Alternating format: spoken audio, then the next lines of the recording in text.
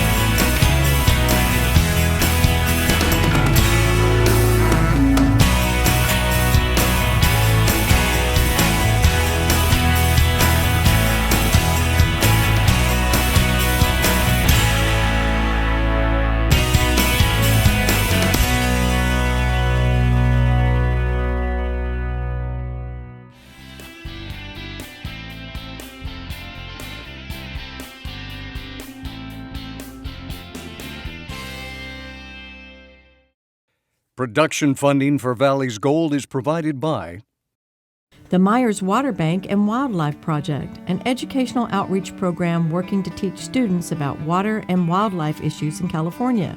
Field trips are free for all schools, and each trip's curriculum is based on learning about California water resources, valley agriculture, and native wildlife. Everyone enjoys getting together to laugh, to talk, and mostly to eat. It sounds so simple, but the reality is that it takes a lot of hard work to feed us.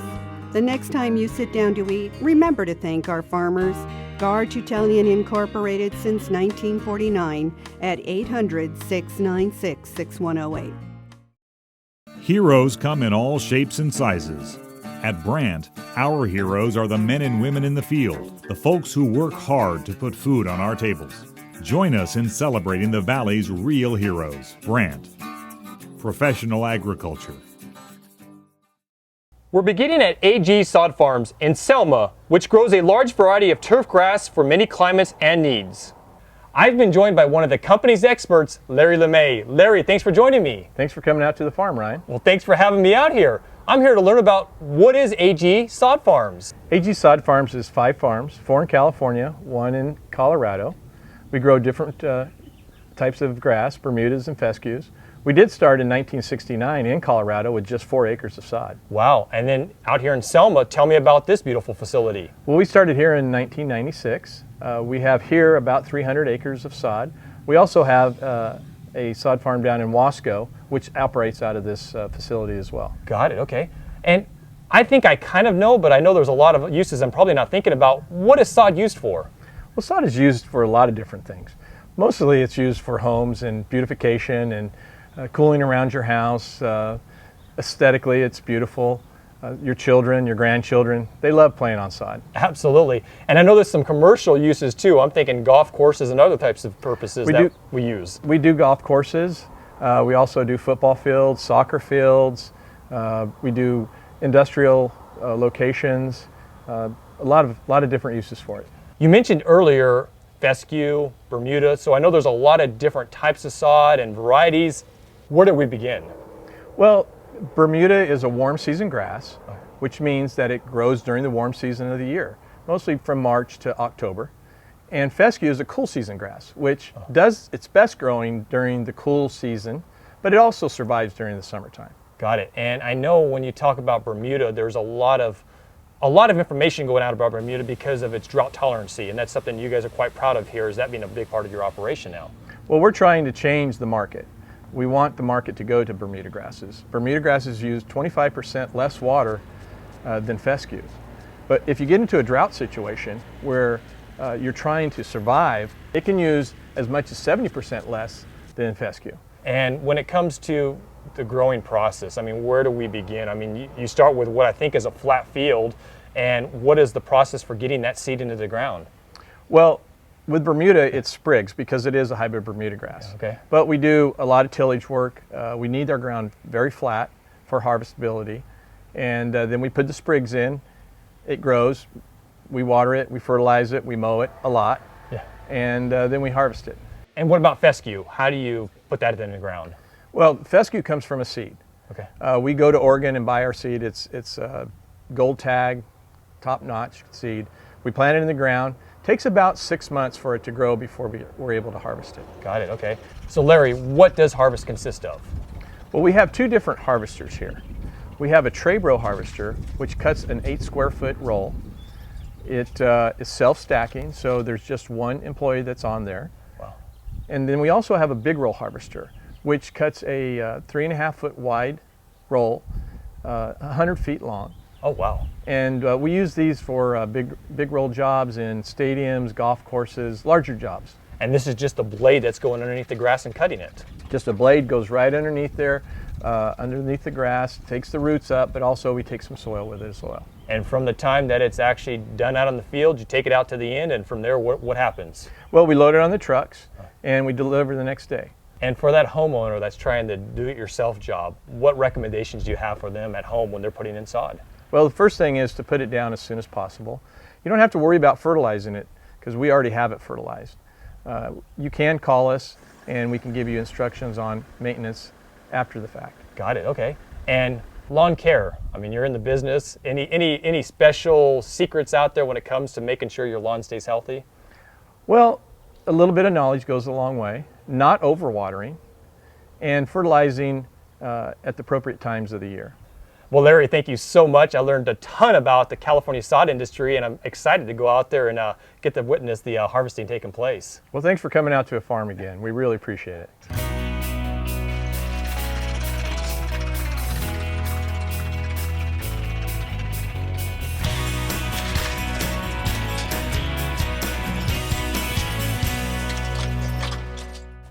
I've headed south to the community of Visalia in Tulare County to visit a hidden jewel for all those who love ornamental plants.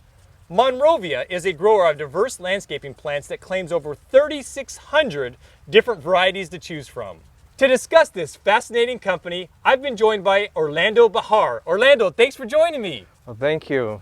I am so incredibly impressed just looking around this amazing facility. So, what is Monrovia? Well, Monrovia was started in 1926 by Harry Rosedale. It's still a privately owned company. And here in Visalia, we have over 600 acres of container plants. Well, it's a little slice of heaven here just on the outskirts of Visalia. How do you even remotely start to take care of all these kind of plants? It is a lot of plants, but all I take care of is about 800 That's all? varieties. That's all. I'm totally joking with you. 800 plants is a lot. 800 varieties, yeah. That is a lot. I grow over 300 acres here. I have a counterpart and he takes care of the other 300 acres. And it's not all on me. I have craftsmen that help me do all the work here. Absolutely. Well, you got to start with the plant from somewhere. How do you guys do that here? We start out with vegetative cuttings, and we do over 90% of our production here is done at our propagation facility, which is about 35 acres. Got it. Okay. And so from there, something that I know you guys are very proud of here is the soil that's so incredibly important that goes into these pots. And it's not just something you go pick up, you actually make that soil. Correct.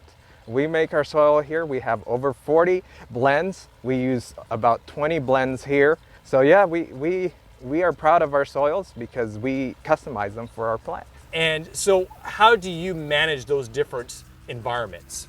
Well, we have shade, like you mentioned. We have 80 acres of shade, and those are shades of 30%, 50% to 80%, and depending on the varieties, then these plants are placed in these sections. And then we also have greenhouses. We have about 40 acres of greenhouses, and those house all our tropicals like bougainvilleas, hibiscus, mandevillas, all of the frost tender plants. And then we also have heated floors for winter growth. Got it. Okay. So this is a 365-day operation. Yes, we do. We want to keep our plants happy, and we provide them with those environments. Tell me what we have going around us here. Well, here you have Hydrangea enchantress. It's one of our exclusive plants, and you can only find it in the Monrovia pot. So this plant is a repeat bloomer. It has a blue flower. It has a gorgeous black reddish stem. So it's an all-around plant, and it blooms all summer. I'm using this as an example, but everything that's going on here, we talk about the year-round aspect of this operation. Yes, there's the busy time of years. I'm assuming the springtime is when it's the busiest as far as shipments. Correct. We do a lot of shipping through March and May, and then after that we focus on our new product that's coming up for the next shipping season, which is next spring. And we do a lot of the spacing, we do pruning, staking and tying, and just the upkeep of all our plants so that they keep looking good and we grow beautifully plants. Absolutely. And I know water is so critical to this operation. You guys have done a lot of forward things as far as really reusing as much of that water as possible. Yes, we try to recycle all our runoff water, which is about 50% of our runoff water is used because some of it is evaporated, of course. But yeah, we try to be as environmental as possible in terms of water use. And I know this operation, like so much of the ag industry, is so dependent upon those individuals that really are the backbone of making this all happen. Tell me about the labor force that it takes to make this nursery grow.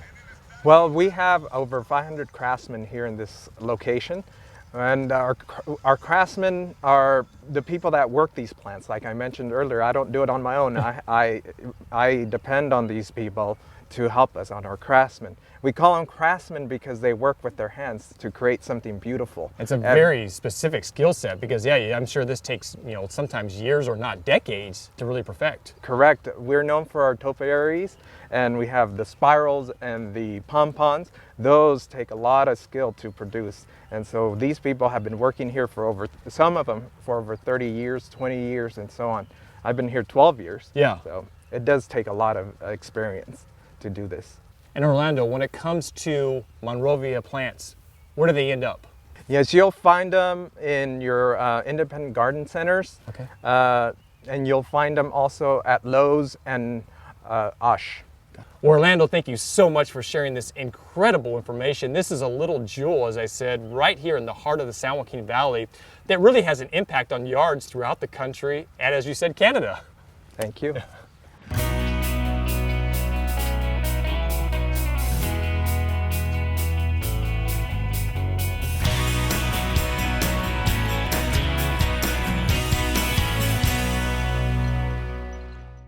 Native plants have been a staple for many California yards for years. With a renewed focus on water-saving landscapes, natives are becoming even more popular. To discuss these plants, I've been joined by Ray LaClergue of Intermountain Nursery. Ray, thanks for joining me. Oh, well, thanks for coming up here. That's great. I'm happy to be in Prather today. What is Intermountain Nursery? Well, we're a native plant nursery. We've been established here for 36 years now, and we've always grown the plants that we thought were appropriate for the area and for the valley, and even for our clients even up in higher elevation. And most of the native plants are low water use plants, and they're appropriate in the landscape. They're also appropriate for native habitat, for insects and birds, and they're easy to grow. Okay. They're low water use, and they're beautiful. Yeah, and that's one of the things I noticed right away when walking around your place here is the fact that when you have the identification cards, there's actually elevations associated with it. That's not something you see at a lot of nurseries. Well, yeah. Well, and here we are in the foothills. We're at 1,800 feet in 1,800 foot elevation in the foothills, but we have people coming down from Shaver Lake, we have people coming down from Huntington Lake, and even up in high as Courtright.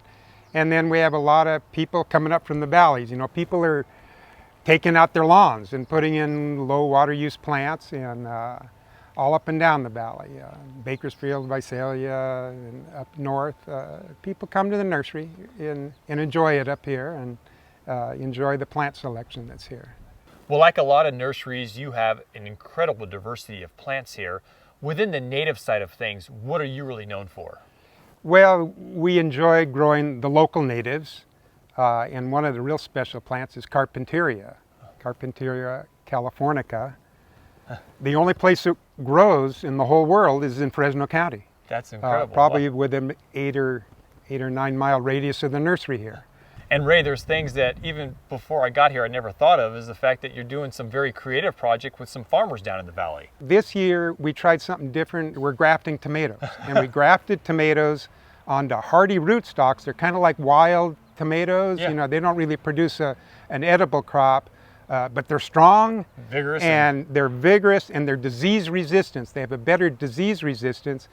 So for the public and for some of the farmers up here in the foothills, we're embarking upon and trying this grafted tomato. It's been done in Europe, it's been done in Asia for a long time. It's kind of coming into the greenhouse production in this country. So we thought we'd embark upon it, and we've got a crop now, and there's different people trying them. And so we're real excited about trying grafted heirloom tomatoes and see if we can come up with a good, consistent product. That's something I want to try out, yeah. Yeah, yeah. With natives, you're really creating a market here because a lot of folks aren't familiar with them. They come here and they check them out, but I like the fact that you actually offer classes so folks can learn a lot more about these different plants. Yeah, we offer a whole series of classes during the summer, and they're not all on native plants. There's a lot on real wonderful crafting,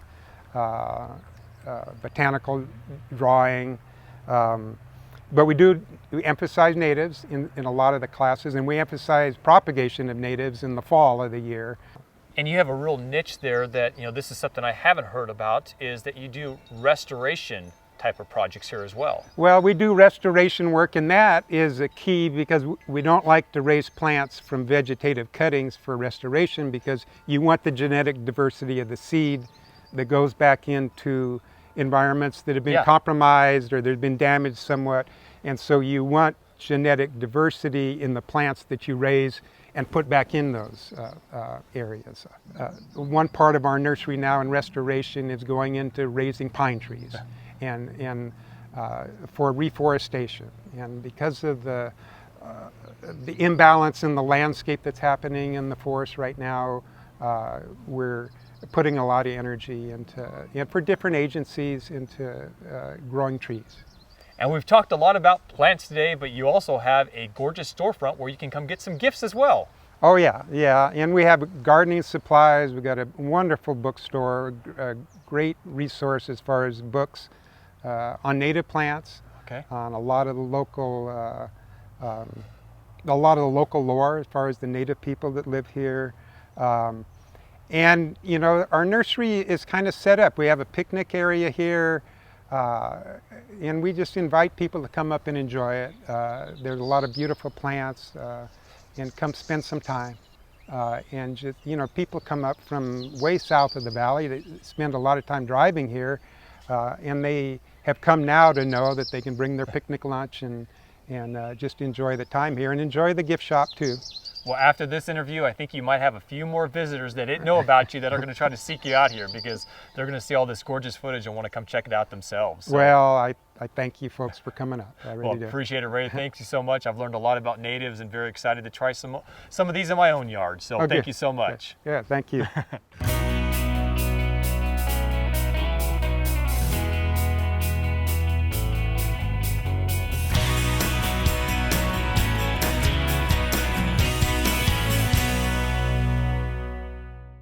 We've seen how the plants are grown for your yard, but developing your dream space takes the right kind of planning, both with plant selection and irrigation. To discuss the do's and don'ts, I've been joined by Scott Miller of Gazebo Gardens. Scott, thanks for joining me. Welcome to Gazebo Gardens. So Scott, Gazebo Gardens is really a paradise right in the middle of the city. How big of a facility and how many plants you got here? Thank you for referring to us as a paradise. We're about 2 acres and we're right in the exact center almost of Fresno. We've been here since 1922. It's funny, when this place was built, it was way out in the country in 1922, and now we're right here at the center on the corner of Shields and Van Ness. We have hundreds of varieties of plants out here, and they're native to all over the world, but we just select them to make sure that they're all appropriate for our zone. We're here, we're Yeah. talking about landscaping. Landscaping is Yeah. so critical for so many folks, and making sure their yard looks to how they want to see it. But it's also not just taking a plant from the nursery and just sticking it in their yard. There's a lot of planning that goes into that. How do you play a role in that? Well, I think what a good nursery will be able to do for you is tell you how big a plant's going to be in 5 years. Yeah. And you see so many times people will plant a tree that looks real cute in the pot, 4 feet tall. Eventually it gets 70 feet tall and they've planted it 2 feet from their house, and that can cause an awful lot of problems for your roof and the foundation and your sewer line. So knowing how, and it's not just trees, plants, I mean bushes, you want to know how big it's going to be when it's mature before you put it in the ground. And it can be such an overwhelming experience to walk into a nursery simply for the fact that there's so many beautiful plants, so many things that you would love to see in your yard, but just because it's beautiful and you like it doesn't necessarily mean it's the right fit for you. I'd say that's true, but conversely, the thing that I always say is this is not brain surgery. You know, plants. If you're choosing plants that are good for your zone and your climate and appropriately watered, it's easy, and the plants really will grow without you. If you work with local nurseries, I mean, obviously you have plants in here that are suited for this type of environment. Yeah, and I think that most nurseries will have people who work in them who love plants, who've been doing it for a long time, and we've paid a little bit of tuition, so to speak. I mean, I have in my career tried a lot of plants that didn't work out, and I remember that and don't plant them again. Exactly. You know? So, and beyond, we talked about plant selection, but irrigation design is so critically important, particularly as California deals with kind of an ongoing drought, and making sure that you can still have a lush garden, but it also takes some proper planning to make sure that proper irrigation goes on. Oh sure, other than lawns, most of the plants that are common to the nursery industry in the valley are not going to be really thirsty plants. You'd be surprised. Roses, for instance, are very drought tolerant once they're established. And when you talk about proper establishing, what does that typically require to make sure that plant gets established rightly? It's different for every plant, but I'd say for woody plants, it's usually getting them through the first spring is enough to get them established so they become more drought tolerant. If you plant things initially in June, for instance, you're really going to have to water them probably every day in general to get through that first summer. But then after that, in the case of most of the woody plants that you'd be planting, they can survive through an awful lot. I think one of the things I really hope to accomplish through this is don't be afraid to ask questions of experts like yourself that really can help folks get the right plants, the right irrigation, because so many of us are just taking guesses. I mean, yes, you said it's not rocket scientists, but there is a lot of science behind making sure that not all of us are perfect green thumbs, and so just that little bit of help and that right selection can be that ounce of prevention is a pound of solution.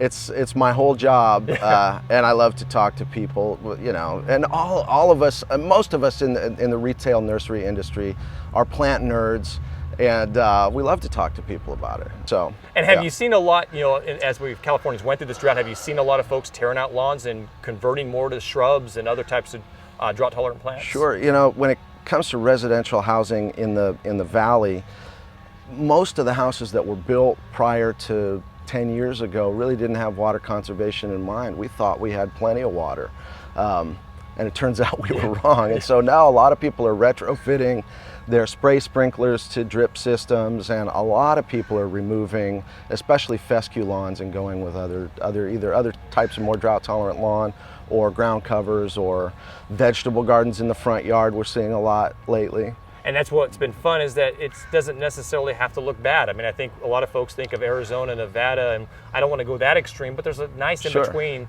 that fits for so many individuals. Yeah, and if you think of water similarly to the way you'd use money, it's not that you need to stop using it altogether, it's that you need to use it a little bit more wisely and not throw it all in the street all the time. Yeah. So. Well, Scott, thank you so much. I learned a ton about landscaping. Most importantly, I learned you're the guy to come ask when I got to fill those holes in my yard. Ah, geez. Well, thank you for coming out. It was great having you here. Thanks so much.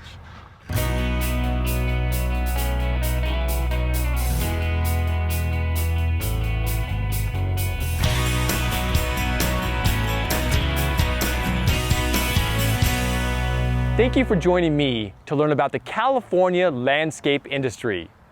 See you next time for more Valley's Gold.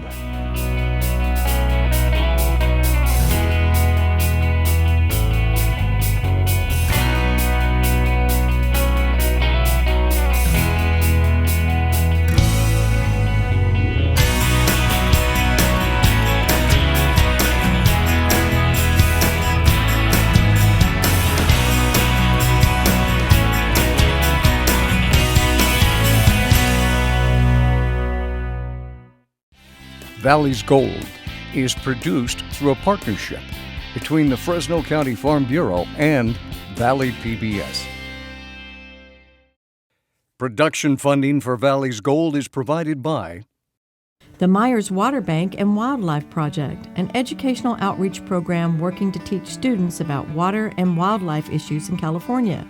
Field trips are free for all schools, and each trip's curriculum is based on learning about California water resources, valley agriculture, and native wildlife. Everyone enjoys getting together to laugh, to talk, and mostly to eat. It sounds so simple, but the reality is that it takes a lot of hard work to feed us. The next time you sit down to eat, remember to thank our farmers, Gar Tutelian Incorporated since 1949 at 800-696-6108. Heroes come in all shapes and sizes.